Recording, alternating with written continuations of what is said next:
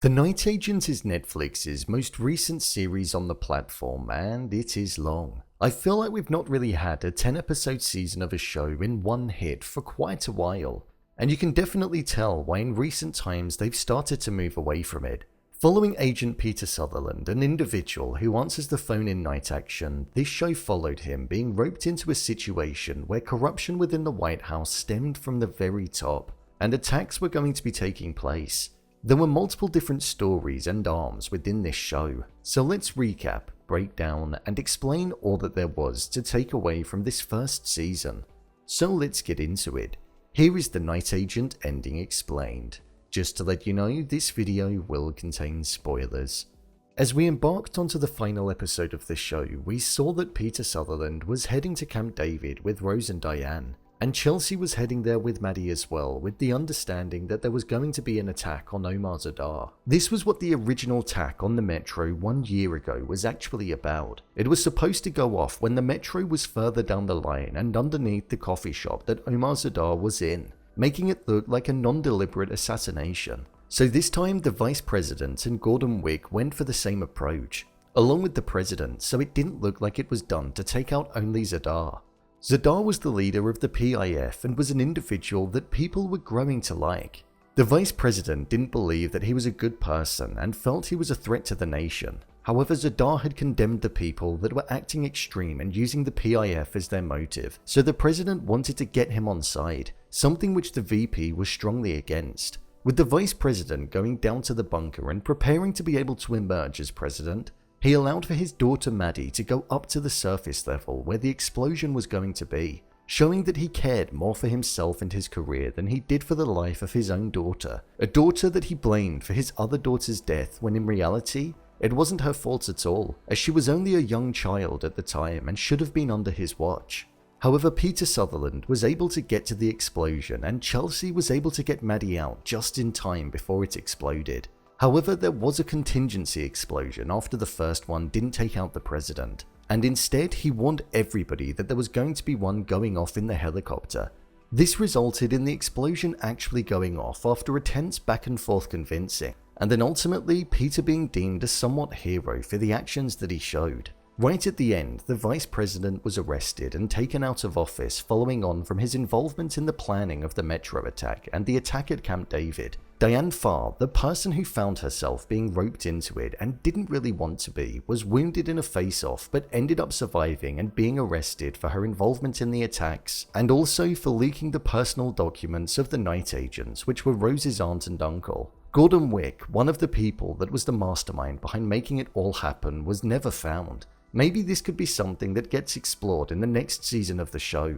The manhunt to find him and bring him to justice. Chelsea got her dream promotion and was appointed to be working alongside the President of the United States, something which we heard was her end goal. And Maddie was going to be going off to travel as she didn't need protection anymore following her father's situation.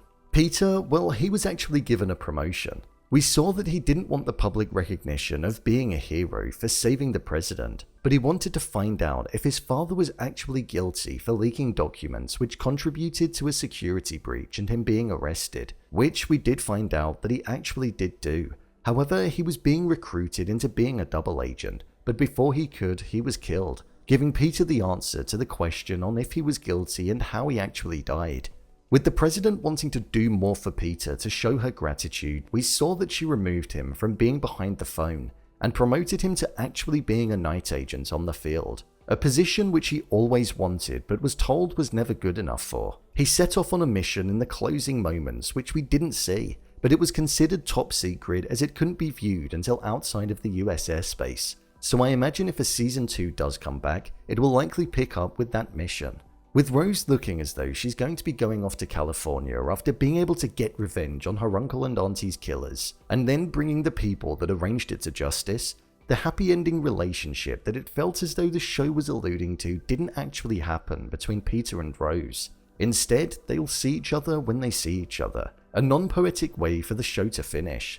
But I imagine if there is a season 2, then Rose could most definitely return. Let's answer a couple of the main questions from the show. Who took Maddie and who was Colin?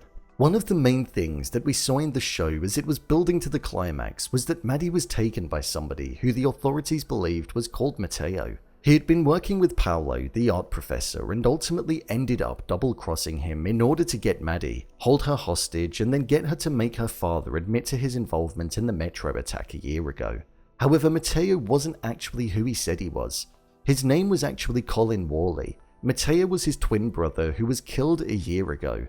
After the attack failed, Colin was supposed to be taken out by Gordon Wick, but instead they killed Matteo in the home that they shared. So in an act of revenge, Colin started leading his life as Matteo and took Maddie to get revenge and expose her father due to his innocent brother being killed.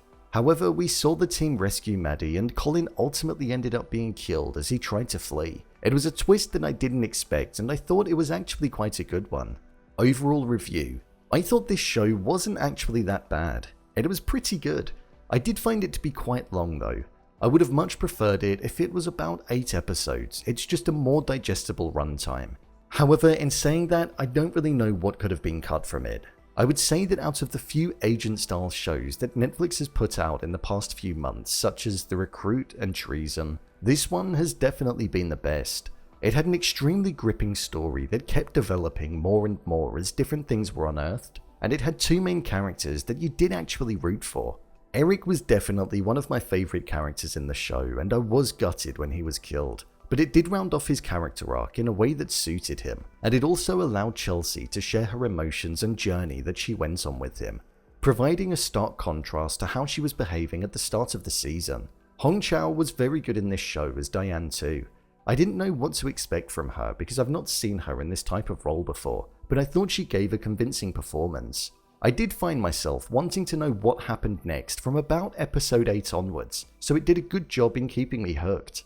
I also really liked the use of flashbacks at the start of each episode too. It allowed the show to provide a bit more context to the characters' traits, behaviours, and show us reasons as to why they were like what we saw them as. This show wasn't a waste of time, and at points it reminded me a bit of the Bourne franchise. Obviously, not as good as that, but I would say that it's a compliment to the series for sure.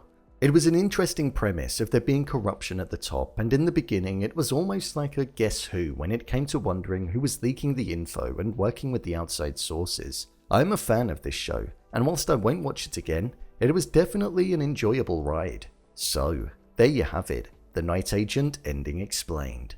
If you want to see more videos such as Endings Explained, theories and predictions, and character breakdowns, then click on the I button. Or alternatively, you can head over to my channel where you'll find them all.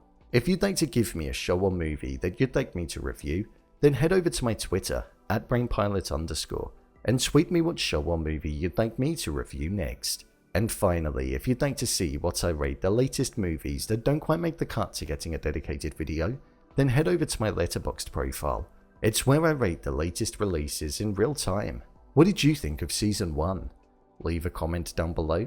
And don't forget to subscribe. I'll see you next time.